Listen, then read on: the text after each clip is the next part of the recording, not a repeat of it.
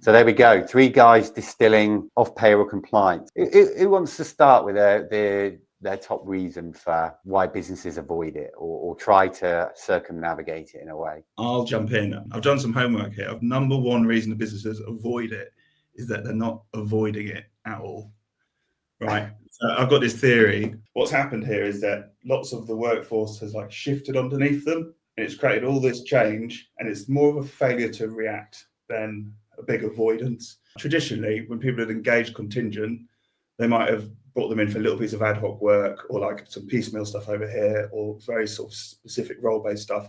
The workforce around them has changed, and that's created this big sort of sea change in how we gauge contingent. So I think rather than look at it from a perspective of are they avoiding it, I think it's are they sort of playing catch up with it. It makes sense because, you know, looking at some real live examples recently, I'm speaking with, you know, heads of procurement, heads of HR, and they just don't know what's happening within the business. And I think they've failed to pivot that this is actually going on. And then you've added layers on top and layers on top and layers on top.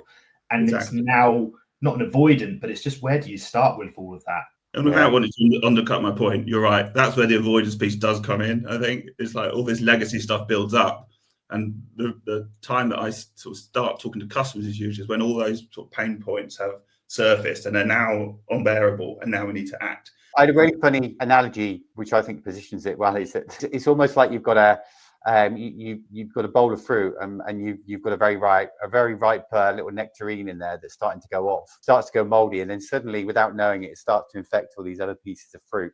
And before you know it, you've got this sort of you've got this growing infestation of mold in your room, and you're like, well, where the hell did that come from? I don't even know where it surfaced from. It's like, well, it's quite clear where it's probably come from. It's because you didn't do anything right at the start, and no one's really taking accountability of putting that piece of fruit in the bin, or at least solving it. So I'm with you.